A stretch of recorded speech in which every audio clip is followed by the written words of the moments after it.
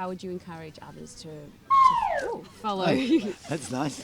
Trees hugging us. Yes. Trees going.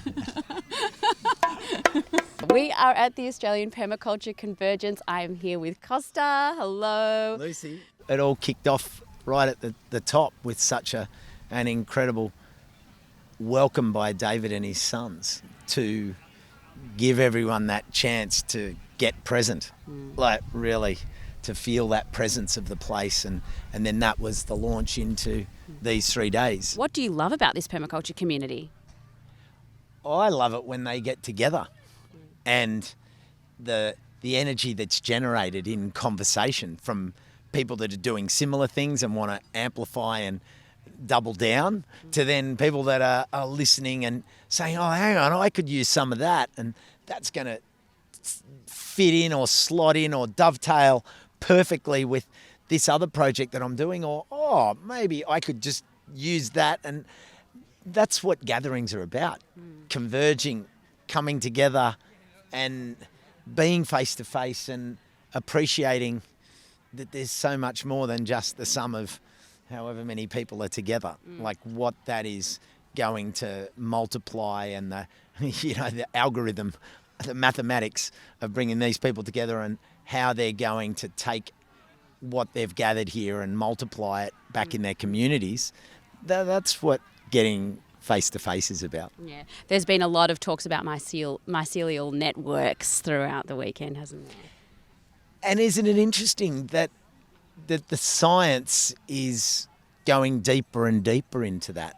And I think that's part of the nurture.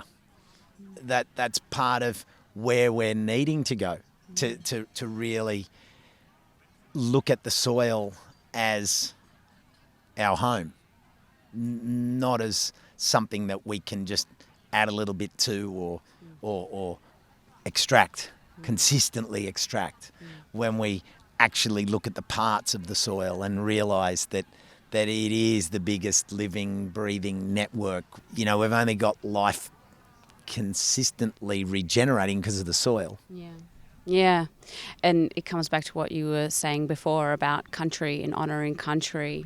Off the back of the opening keynote with Hannah and David's launch, David's welcome with the dancing and the song, and then his workshop and what he shared about culture owning us. We don't own culture. Like that was a framework that I feel I'm hearing popping out through all of the different, extremes of the conversation. I mean, we're going from publishing to schools to rooftop gardens to wicking to broadacre. Like, that's the essence of what permaculture can do. And when we ground it in a presence like we have, I just feel like the conversations are resonating with an anchor.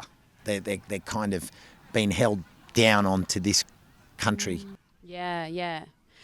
I feel that groundedness too, and I want to pick up on a word that you said before about the energy. Like the groundedness is like what is keeping us rooted here, what's keeping us connected. But then on top of that is this vibrancy and energy that's around here. And if there's one person we know that has energy here, it's it might be you. There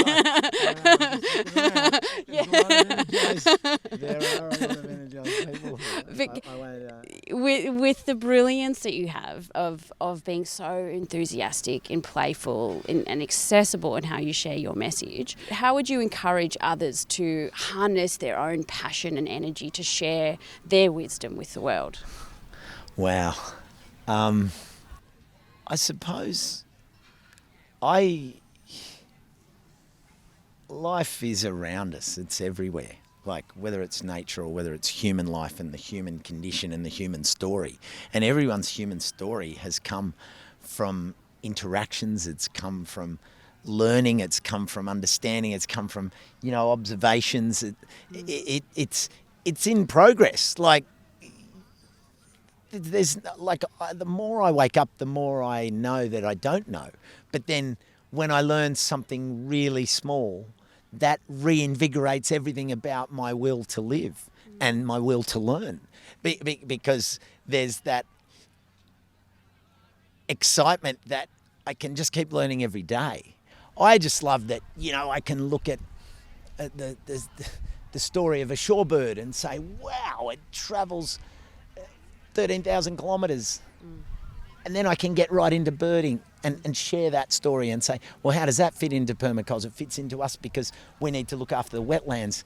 And then that wetland story ties into Ego and what he's doing and what we can do by keeping a little wetland.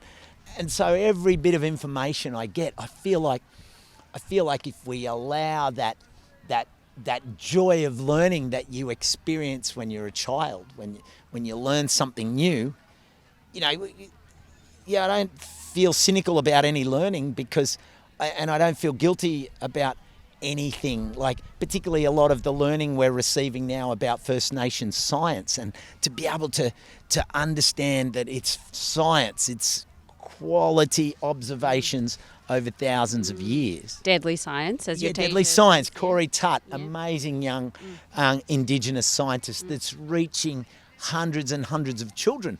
And I think, wow, to learn this Indigenous science about how the seasons relate, how plants relate, all of that stuff. It's not like, I didn't learn that. No, now's the chance.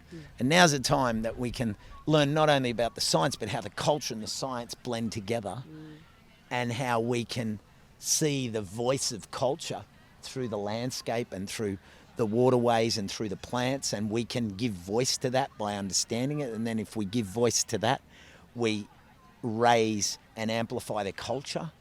And that's everything that Tiani was talking about, that then we step out of the driver's seat and sit on the passenger's seat and allow that science and that culture and that knowledge to have its chance to lead. This is stuff, it's going to wake me up for 5 lifetimes. So beautiful. So what I heard from you was learning. You love the details. There was details upon details upon details. And the simplicity, like the kind of like details can be complex, but they can also be so simple. The fact that these shorebirds, they change their plume in Australia so that when they get to the northern hemisphere to lay their eggs and so on, they fit in with the colour of the tundra up there. Like, amazing. This is a small thing, but it can just put awe in children, but I think awe in us too. Yeah. Like as an adult, I learned something like that and I'm just going like, what?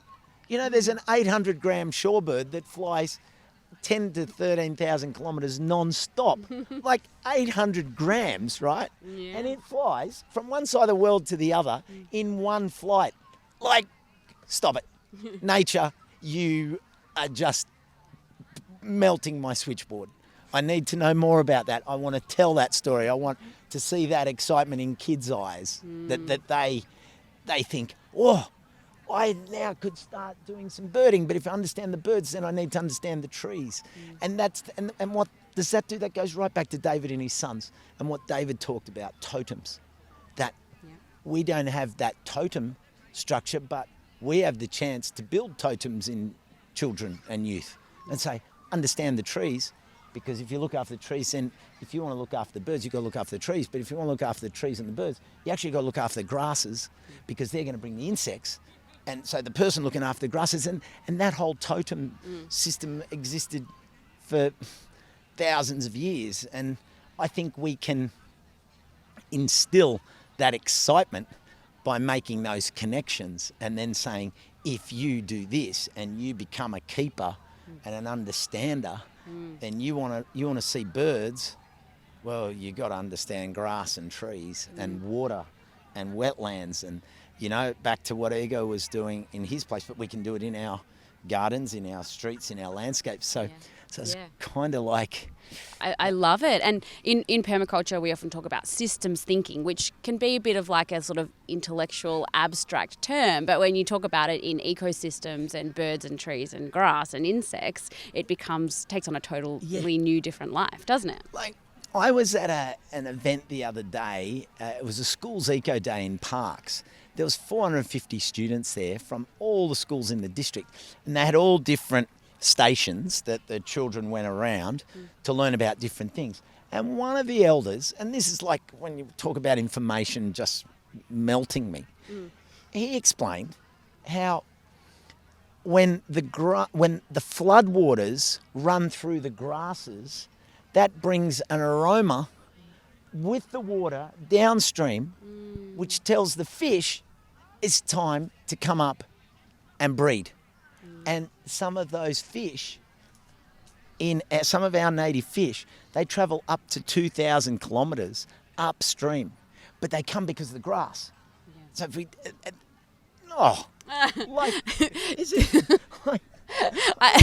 I love this phrase you're talking about, nature melting you, and it made me, the marketer in me was like, let's melt ourselves with enthusiasm, not our icebergs and not our Arctic. yeah, like melt, because I suppose you melt and become one. I want to flow with that aroma and then get picked up by a fish and dragged upstream for 2,000 kilometres, and it can wee me out, or poop me out as an egg, and then I become a little fish or something. But that, and I think that's that kind of storytelling. Yeah, we've got to tell story with heart, and when we can tell story with heart, where our eyes bulge, not in a spooky, scary way, but just in a super excited way that we got heart in the game, because the science is there. But then there's this indigenous science, and there's other knowledge that we can turn into a story. And you don't have to get everyone. You never know who you're going to get. I might get you with that story, but then another story might hook someone else. And when we think like that, we don't have to throw the net and expect to catch everything. But if we throw nets in ways that catch different parts of people. Someone could be about the waterways, someone could be about the birds, someone could be about the mycelium, someone could be about the food and the flavours and the flavours and the food that we've got, and we're worried about trying to bring the flavours of Europe and other places, and we haven't even, scratched the surface of our flavours and tastes here. But then to be able to do that in a respectful way that funds and channels the money back into Indigenous-led enterprise.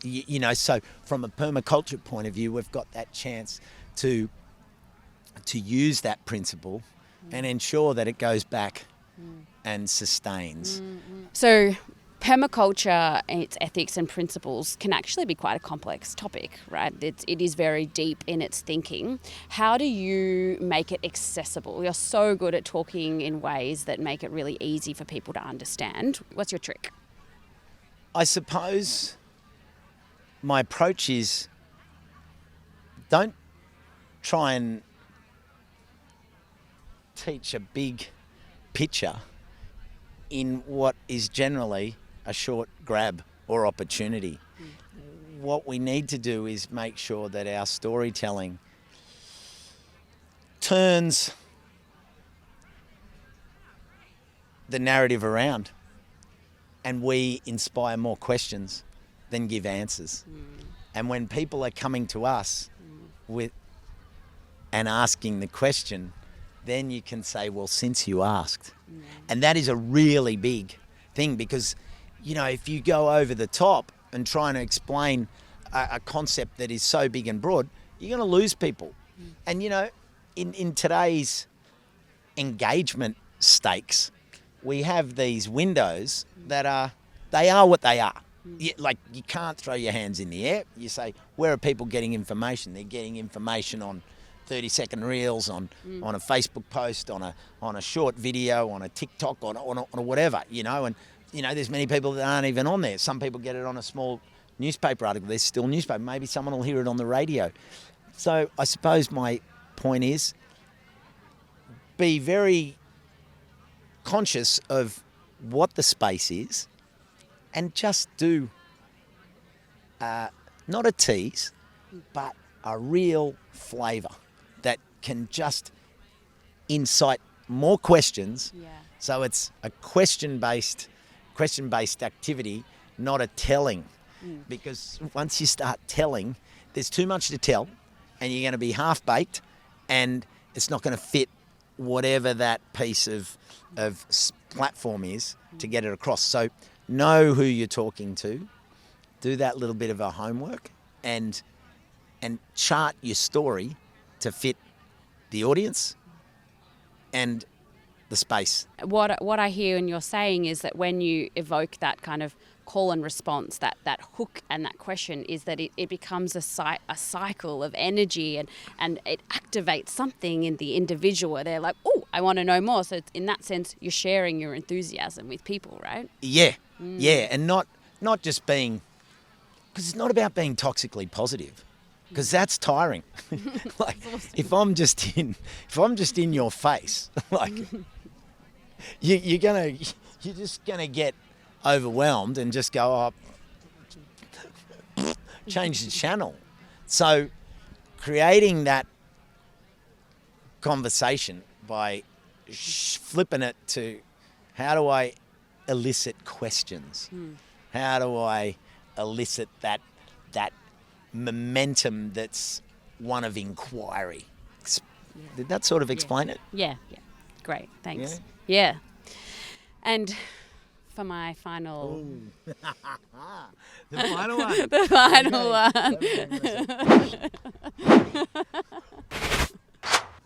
Okay, I'm ready. The surprise. The final one.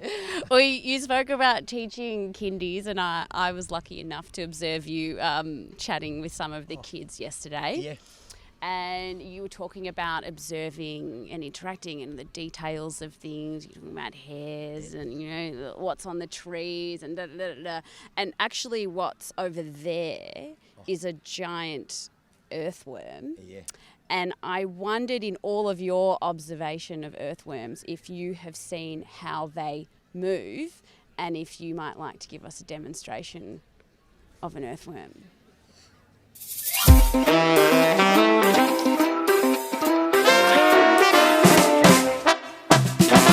Remember me, Earthworm Bill? I ate your lunch when you'd had your fill. Put it back in the ground, that is my skill.